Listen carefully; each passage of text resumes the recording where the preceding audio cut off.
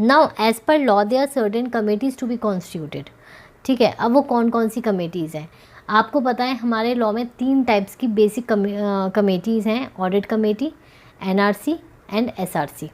सो सबसे पहले सेक्शन 177 बात करता है ऑडिट कमेटी की, जो कि इम्पॉर्टेंट एंड मैंडेटरी होती है कुछ टाइप्स ऑफ कंपनीज़ की। वो एलिजिबिलिटी क्राइटेरिया है। तो वो क्या है, एक तो लिस्टेड कंपनी को तो कॉन्स्टिट्यूट करनी ही करनी है, और अदर पब्लिक कंपनीज़ जो कि अनलिस्टेड हैं, अदर पब्लिक कंपनीज़, उसमें हमें क्राइटेरिया चेक करना पड़ेगा। तो वो क्राइटेरिया क्या है, सबसे पहले हम पेड अप शेयर कैपिटल देखेंगे। अगर पेड अप शेयर कैपिटल आपकी 10 करोड़ या 10 करोड़ से ज़्यादा है, या फिर आपका टर्नओवर 100 करोड़ या 100 करोड़ से ज़्यादा है, और अगर आपका जो बोरोइंग्स हैं, मतलब जिसमें कि आपके लोन्स, डिवेंचर्स, डिपॉजिट्स आ गए, वो 50 करोड़ से ज़्यादा हैं।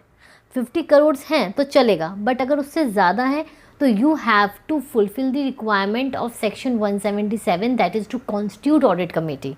ठीक है, अब इसकी कॉम्पोजिशन क्या होगी, नहीं, कॉम्पोजिशन से पहले किसको नहीं करना है, no requirement for of constitution of audit committee by a company if company is unlisted public company and, मतलब अनलिस्टेड है, पब्लिक कंपनी है, और साथ ही में अगर वो जॉइंट वेंचर है या होली ओन सब्सिडरी है या डॉर्मेंट कंपनी है, तो कॉन्स्टिट्यूट करने की ज़रूरत नहीं है।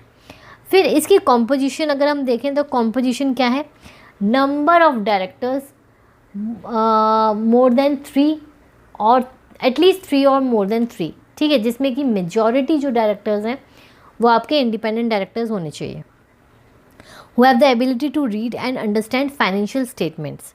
अब फॉर एग्जांपल अगर कंपनी में आपके 9 टोटल हम कॉम्पोजिशन करते हैं और 9 डायरेक्टर्स हैं, तो 9 डायरेक्टर्स में से मेजॉरिटी जो है दैट इज़ आपकी 5, एटलीस्ट 5 डायरेक्टर्स जो हैं आपके इंडिपेंडेंट डायरेक्टर होने चाहिए। ठीक है, अब इसकी एक रिलैक्सेशन है, वो है सेक्शन 8 कंपनी के लिए। अगर उसने डिफ़ॉल्ट ना किया हो सेक्शन 137 और सेक्शन 92, तो वो नंबर ऑफ़ डायरेक्टर्स तो उसके इतने ही होंगे, बट इंडिपेंडेंट डायरेक्टर्स ज़्यादा हो, ये रिक्वायरमेंट गिवन नहीं है। फंक्शंस क्या होते हैं ऑडिट कमेटी के, तो देखो सबसे पहले क्या होता है, appointment of auditors. Audit committee क्या करेगी, ऑब्वियसली वो अपॉइंट करेगी ऑडिटर्स को, उनकी remuneration and terms of appointment of auditors जो हैं वो सब डिसाइड करेगी। ठीक है, रिव्यू करेगी, मॉनिटर करेगी उनकी परफॉर्मेंस को, उनकी इंडिपेंडेंस एंड परफॉर्मेंस को, एग्जामिन करेगी उनकी financial statements and auditors report को, अप्रूवल करेगी जो होगा आपका रिलेटेड पार्टी ट्रांजैक्शंस को। ठीक है, scrutiny of inter corporate loans and investments, valuation of undertakings और assets which wherever it is necessary, evaluation of internal financial control and risk management systems, and monitor and use of funds raised through public offers।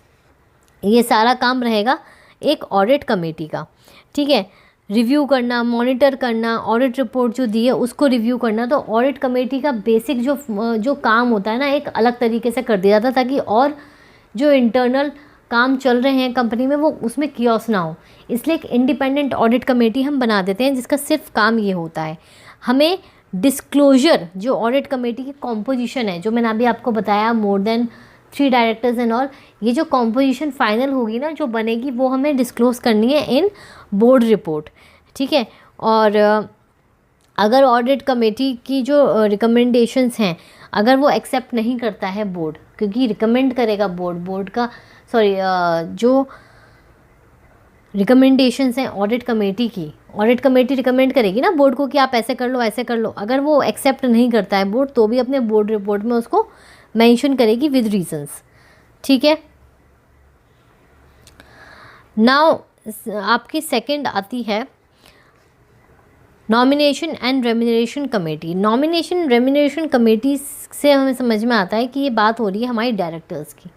ठीक है, तो सबसे पहले तो eligibility, किस company पे eligible है वो कि उसे कॉन्स्टिट्यूट करनी है, एनआरसी, नॉमिनेशन रेम्यूनरेशन कमेटी। तो सेम एज जो हम ऑडिट कमेटी के लिए पढ़ के आए हैं, आपकी listed company, public company having paid up share capital 10 crore or more, public company having turnover 100 crore or more, and public जो डिपॉजिट्स हैं, लोन्स हैं, डिवेंचर्स हैं, वो 50 करोड़ से ज़्यादा है। किस पे रिक्वायरमेंट नहीं है? Company is in listed unlisted public company and joint venture, wholly owned subsidiary and आपका डोरमेंट कंपनी। ठीक है, अब फंक्शंस क्या होते हैं एनआरसी के? तो देखो एनआरसी का फंक्शन होता है कि to identify persons to be appointed as directors. Directors की नॉमिनेशन रेम्यूनरेशन है ना, तो वो नॉमिनेट करेगी, साथ में उनका रेम्यूनरेशन जो है वो फिक्स करेगी। तो आइडेंटिफाई करेगी persons to be appointed as directors in senior management. ऐसे ही किसको हटाना है वो भी डिसाइड कर सकती है। तो identify persons to be removed from directorship in senior management and formulate the criteria for determining qualifications, positive attributes and independence of directors. और रिकमेंड करेगी डिफरेंट पॉलिसीज़ जो कि वेलफेयर, कंपनी के वेलफेयर के लिए हो, वो रिकमेंड करेगी। अच्छा, कॉम्पोजिशन भी इसकी क्या है? Number of non executive directors जो होंगे मोर देन 3 और मोर देन 3, ठीक है, उसमें से हाफ, वहाँ जो हमने ऑडिट कमेटी में बात करी थी वो करी थी कि इंडिपेंडेंट डायरेक्टर्स मेजॉरिटी में होने चाहिए, बट यहाँ पे वो बोल रहा है half of the independent directors. ठीक है, chairperson of the company shall not be the chairperson of NRC. जो कंपनी का चेयरपर्सन है उसको हम एनआरसी के चेयरमैन नहीं रख सकते। ठीक है, सो जो चेयरमैन होगा वो अलग होगा उसमें। Non applicability same section 8 company. ठीक है, अगर उसने डिफ़ॉल्ट ना किया हो तो। अब ये भी 178 में था, अब नेक्स्ट जो हमारा है वो भी 178 में है, और वो है हमारा स्टेक होल्डर्स कमेटी। देखो स्टेक होल्डर्स रिलेशनशिप कमेटी जो होती है ना, स्टेक होल्डर्स का मतलब क्या होता है पहले तो हमें ये पता होना चाहिए। स्टेक होल्डर्स में आपके सारे हो जाते हैं, share holders, debenture holders, deposit holders, holders और एनी अदर सिक्योरिटी होल्डर्स। अगर वो सब मिलाकर 1000 से ज़्यादा हैं तो you have to constitute the SRC. ठीक है, कॉम्पोजिशन क्या होगी? चेयरपर्सन नॉन एग्जीक्यूटिव डायरेक्टर हो सकता है, such of the person as decided by the board. Functions क्या होंगे? देखो इनके ग्रेवियंसेस, अब ये जो मैंने आपको बोला कि क्रेडिटर्स या ये सब जो होल्डर्स होते हैं, डिपॉजिट होल्डर्स बिल्कुल आउटसाइडर्स होते हैं, तो इनकी भी देख रेख के लिए कि इनका इंटरेस्ट मेंटेन रहे, हैम्पर ना हो, हमें अलग से कमेटी बनानी है। तो इनका बेसिकली काम ही होता है consider and resolve the grievances of security holders. Inability to resolve or consider any grievances by NRC in good faith does not amount to contravention of section 178। वो साथ में ये भी कह रहा है कि देखो हमें उनके ग्रीवेंसेज को रिजॉल्व ज़रूर करना है, लेकिन अगर इन केस हम रिजॉल्व नहीं कर पाए तो इसका ये मतलब नहीं है कि हम कॉन्ट्रावेंशन कर दिया हमने सेक्शन 178 का, तो ऐसा कुछ भी नहीं है। ठीक है, और इनकी भी मीटिंग्स होती हैं, मीटिंग्स के मिनट्स बनते हैं, सब कुछ वैसा ही होता है, क्योंकि इंपॉर्टेंट चीज़ है। अगर मिलेंगे ही नहीं तो मतलब जब मीटिंग ही नहीं करेंगे तो कैसे चीज़ों को डिसाइड करेंगे, राइट? कैसे डिसीजन मेकिंग होगी? तो ये कोई भी कमेटी हो, ऑडिट कमेटी हो, एनआरसी हो, एसआरसी हो, इन सब की क्या होती है? मीटिंग्स होती हैं, मिनट्स बनते हैं, प्रॉपर वैसे ही होता है।